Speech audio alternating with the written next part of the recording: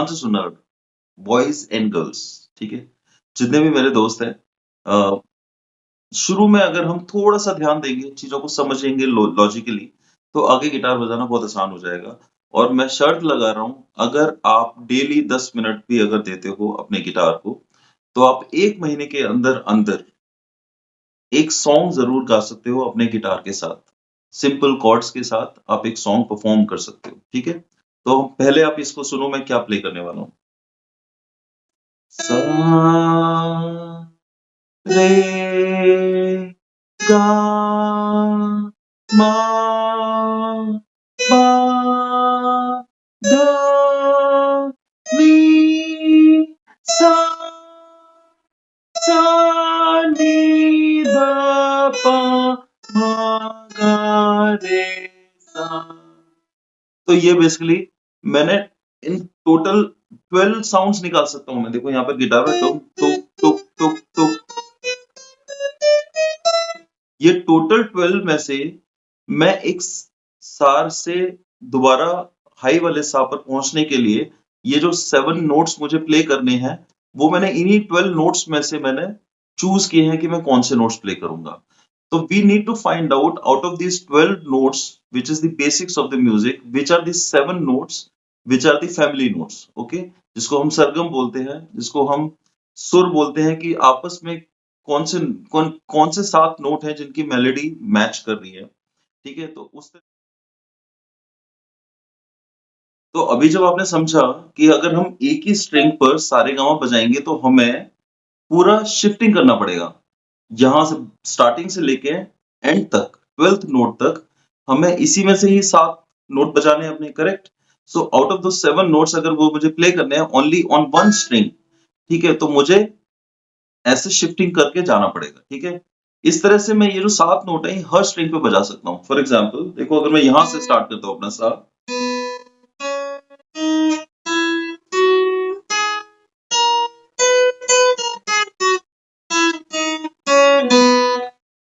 तो अब मैंने दूसरी स्ट्रिंग से भी बजाया। इस तरह से मैं I can use all 6 strings and उस पर मैं सारे गामा पाधा निसा बजा सकता हूँ, ठीक है। बट इसका एक और बेटर तरीका है, ठीक है। बेटर तरीका देखो क्या है। लेट्स से अगर हम ई स्केल का मतलब होता है कि जिस नोट से हम स्टार्ट कर रहे हैं वो हमारा स्केल है, ठीक है। तो अगर हम ई से स्टार्ट कर रहे हैं, देखो फर्स्ट स्ट्रिंग जो सबसे ऊपर वाली जो स्ट्रिंग होती है वो ई स्ट्रिंग होती है, correct. So if I have to play the same thing from top to bottom, ताकि मुझे हैंड शिफ्टिंग इतनी एंड तक ना करनी पड़े, और मैं पहले 4 फ्रेट्स में फर्स्ट सेकंड थर्ड फोर्थ, इन 4 फ्रेट में ही अगर मैं सारे गामा बजा सकता हूं, तो पूरे गिटार में मैं अपना हाथ का शिफ्टिंग क्यों करूं। सोचने वाली बात है। आप लोगों ने लास्ट लेसन में जो देखा कि हम एक स्ट्रिंग पर सारेगामा कैसे बजा सकते हैं, करेक्ट। बट एक स्ट्रिंग पर सारेगामा बजाने के लिए अगर हमें पूरा हाथ का शिफ्टिंग यहां से लेके यहां तक करना पड़ रहा है, तो प्रैक्टिस भी मैटर करती है, and I think there is a better way to do it. तो मैं आपको वो दिखाना चाहता हूं कि इसको अब हम अपना हाथ यहां पर ही रखेंगे, हम इन चारों फ्रेट में रखेंगे। We will use our fingers इन्हीं 4 फ्रेट्स में, फर्स्ट सेकंड थर्ड फोर्थ, इन्हीं फ्रेट्स में रखेंगे, और अब हम प्ले करेंगे सारे गामा पाधा निसा, ठीक है। So this is what we will learn and understand in the next lesson.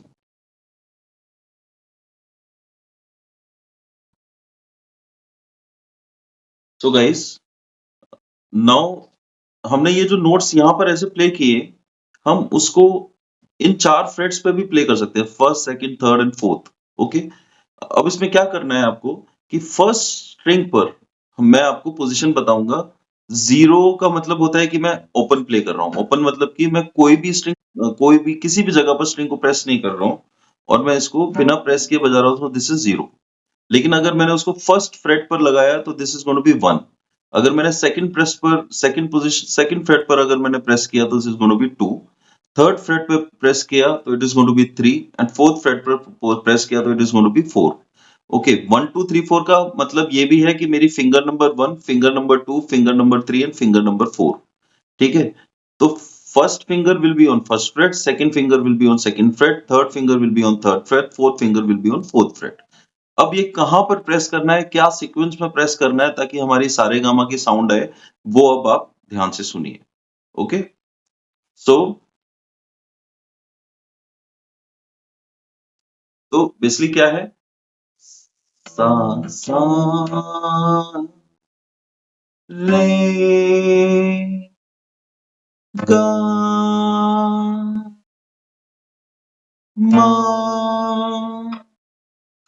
पा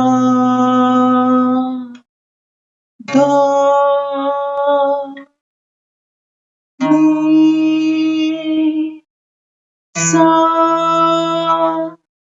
सा नी ध प म ग रे सा रे ग म प ध नि सा। तो देखो अभी हमें क्या करना है, हमें फर्स्ट स्ट्रिंग पर प्रेस करना है 2 4, ओके 2 4, सेकंड स्ट्रिंग पर 1 2 4, थर्ड स्ट्रिंग पर 1 3 4, फोर्थ स्ट्रिंग पर 1 3 4, फिफ्थ स्ट्रिंग पर 2 2 4 एंड सिक्स स्ट्रिंग पर 1 2। ठीक है, हमने ये प्ले कर जब हम लगातार करेंगे तो आपको सारे गामा की साउंड आएगी और हम एक मिडिल ऑक्टेव से या लोअर ऑक्टेव से इसके हायर ऑक्टेव पर भी प्ले कर पाएंगे। देखो 1 सॉरी 2 4 1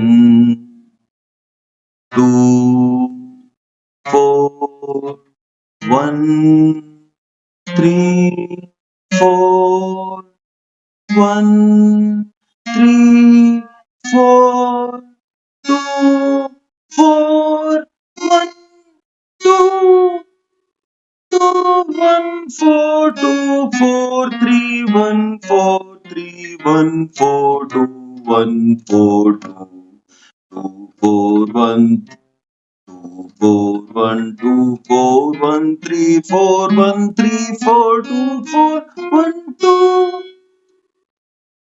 2 1 4 2 4 3 2 4 3 1 4 3 1 4 2 1 4 2। ठीक है,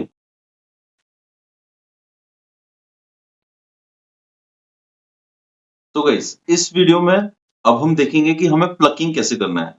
प्लकिंग में याद रखना कि आप एक बार एक डाउन स्ट्रोक मारोगे एक स्ट्रिंग पर और फिर उसके बाद जो नेक्स्ट पोजीशन में आप प्ले करोगे तो अप स्ट्रोक करोगे।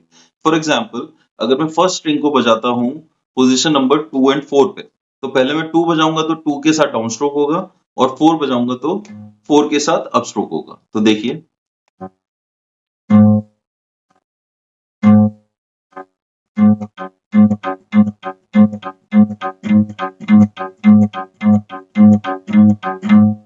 ठीक है, so this is what you will do.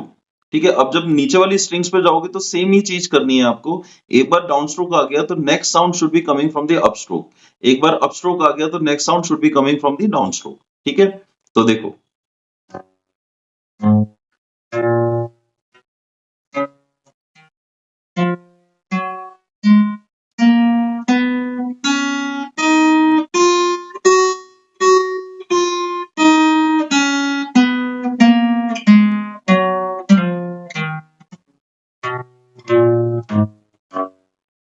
सा रे गा मा पा धा नि सा, सा रे गा मा पा धा नि सा रे गा सा नि धा पा म ग रे सा नि धा पा म ग रे सा।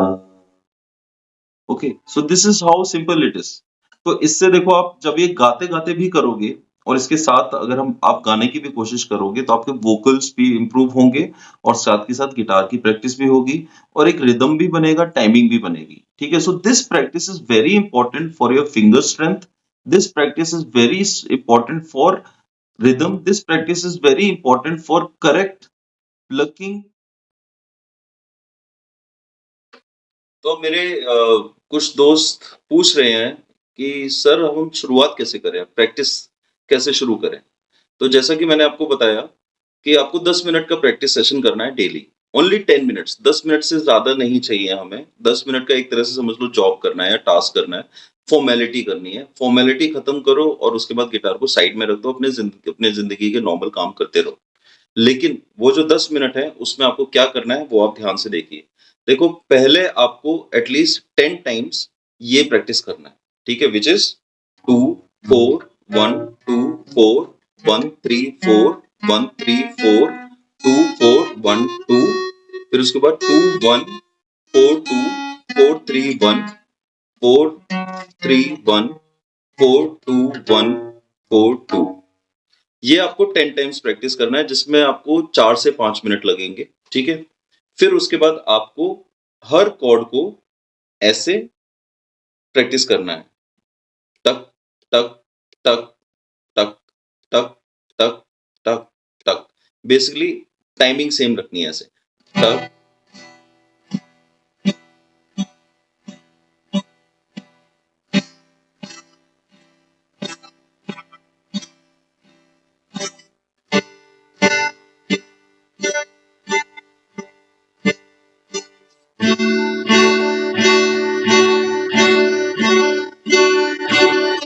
ओके, तो मैंने हर कॉर्ड को 8 टाइम्स स्ट्रम किया, टाइमिंग सेम रखे। आपका एम ये होना चाहिए कि आप ऐसे शिफ्टिंग उस स्टेज पर पहुंच जाओ जो कि आप शुरू में नहीं पहुंच पाओगे, तो आप बस हर कॉर्ड को 8 बार बजाओ, ओके। और उसके बाद धीरे धीरे शिफ्ट करने की कोशिश करो कि बिना इस हाथ की टाइमिंग को खराब किए आप कॉर्ड शिफ्ट कर पा रहे हो, ऑब्वियसली। ओके गाइस, तो ये मैंने आपको क्यों बताया। देखो हमें फाइनली क्या है, हमारा मकसद क्या है, हमें एक गाना गाना है, ठीक है, और उसके साथ हमें कॉर्ड्स बजाने हैं। अब कॉर्ड्स बजाने हैं तो ये टुंग टुंग टुंग टुंग क्यों करना है, ठीक है। टुंग टुंग करने का मकसद ये है कि जब आप अपने कॉर्ड्स की प्रैक्टिस कर रहे हो, उसके साथ साथ आपकी फिंगर्स की स्ट्रेंथ बढ़नी चाहिए। फिंगर्स की स्ट्रेंथ बढ़ने के लिए हमें ये फिंगर प्रैक्टिस करनी है।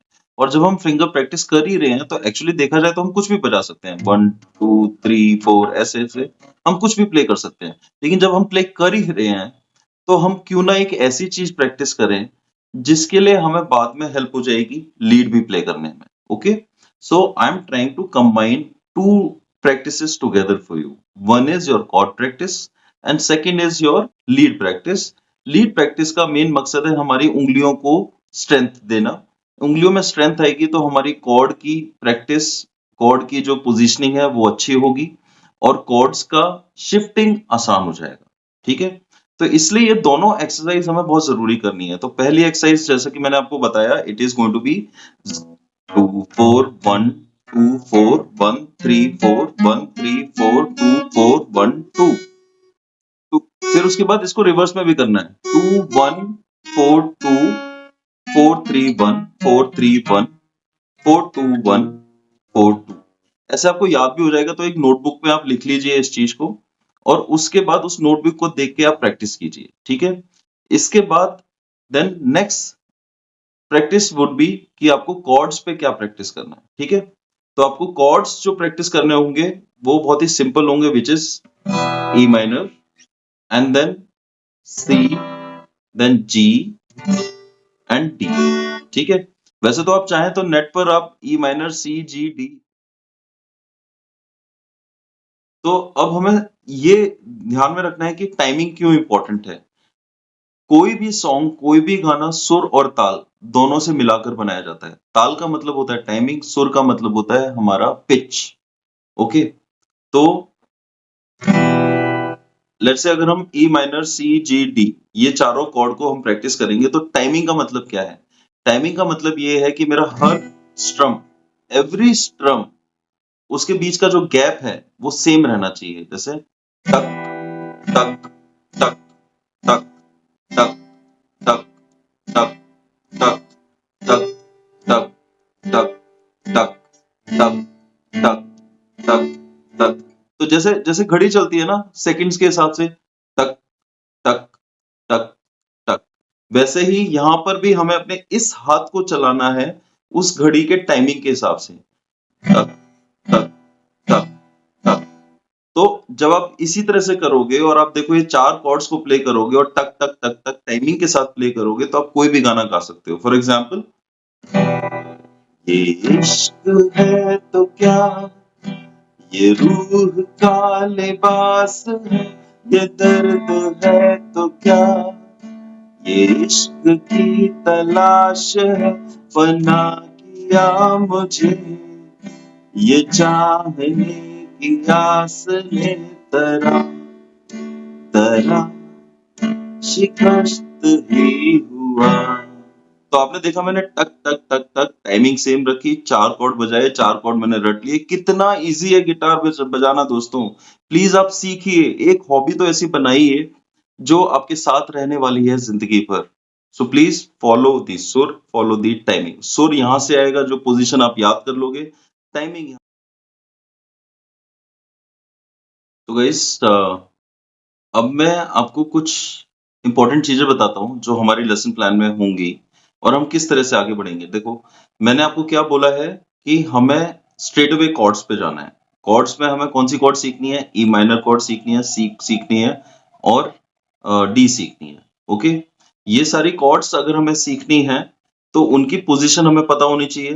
पोजीशन के लिए आप गूगल भी कर सकते हो, आप कहीं पर सर्च करके आप ये एग्जैक्ट पोजीशन आप डायग्राम्स देख सकते हो कि कहाँ पर कौन सी स्ट्रिंग्स को किस फिंगर से कैसे प्रेस करना है। ठीक है, थोड़ा सा मेहनत करना पड़ेगा शुरू में, लेकिन आप प्लीज ये 4 पोजीशन आप निकाल लीजिए। और ये 4 पोजीशन कौन सी बोल रहा हूं मैं, 4 कॉर्ड्स की पोजीशन कि कौन सी फिंगर प्रेस करने से, किस स्ट्रिंग पर प्रेस करने से आपको उस कॉर्ड की साउंड निकलेगी। So for example E minor cord की साउंड निकालने के लिए मुझे सेकंड स्ट्रिंग और थर्ड स्ट्रिंग में सेकंड फ्रेट पर प्रेस करना है। ये देखो, ये इस पोजीशन को प्रेस करना है और इस पोजीशन को प्रेस करना है, which is second string and third string, और यहां पर प्रेस करना है। तो मैं यहां से भी देखो, अगर मैं सिर्फ ऐसे प्रेस करूंगा तो तब भी साउंड निकलेगा, और मैं अगर ऐसे प्रेस करता हूं तब भी सेम साउंड निकल रहा है। ठीक है, so this is a minor cord. अगर हम किसी भी सॉन्ग को जिस भी कॉर्ड से स्टार्ट करते हैं वो उस सॉन्ग का स्केल होता है। ठीक है, स्टार्टिंग जिस कॉर्ड से होती है वही उस कॉर्ड का स्केल होता है। ठीक है, कोई भी सॉन्ग दुनिया का 4 कॉर्ड में बजाया जा सकता है। ओके, तो अगर हम कोई भी 4 कॉर्ड के कॉम्बिनेशन को अगर हम सीख लेते हैं, so we can easily play any song, provided हमारे वोकल्स उस सॉन्ग को सपोर्ट कर रहे हो। ठीक है, तो आप लोग प्लीज इस चीज का ध्यान रखें कि हमें सिर्फ 4 कॉर्ड पर फोकस करना है और 4 कॉर्ड पहले अच्छे से सीखनी है। अब ओपन कॉर्ड में तो देखो हमें 3 या 4 चीजें शुरू में अच्छे से सीखनी होंगी। पहले हमें पता होना चाहिए कि स्ट्रिंग्स कौन सी हैं, फ्रेट क्या होता है। ठीक है, finger number 1, finger number 2, finger number 3, finger number 4। First freight पे हम फर्स्ट फिंगर यूज करेंगे, सेकंड फ्रेट पर second second finger, third freight पर थर्ड फिंगर, फोर्थ फ्रेट पर फोर्थ फिंगर। लीड के लिए हम हमेशा इस तरह से अपने चारों फिंगर्स को ऐसे डिस्ट्रीब्यूट कर देंगे। ठीक है, कॉर्ड्स के लिए हम आइडेंटिफाई कर लेंगे पोजीशंस। ठीक है, तो let's say E minor cord है तो मैंने ये पोजीशन आइडेंटिफाई कर ली कि ये उस इस तरह से अगर मैं ये दोनों स्ट्रिंग को यहाँ पर प्ले करता हूँ तो मुझे ई माइनर की साउंड निकलेगी। सी कॉर्ड के लिए आप गूगल पर आप सर्च कर लीजिए कि क्या है उसका फिंगर पोजीशनिंग पैटर्न, अगर यहां से समझ नहीं आ रहा है तो ठीक है, फिर आप सी कॉर्ड को ऐसे प्ले कर दीजिए। डी डी कॉर्ड को प्ले करने के लिए आप ऐसे प्ले करेंगे और जी कॉर्ड को प्ले करने के लिए ऐसे प्ले करेंगे।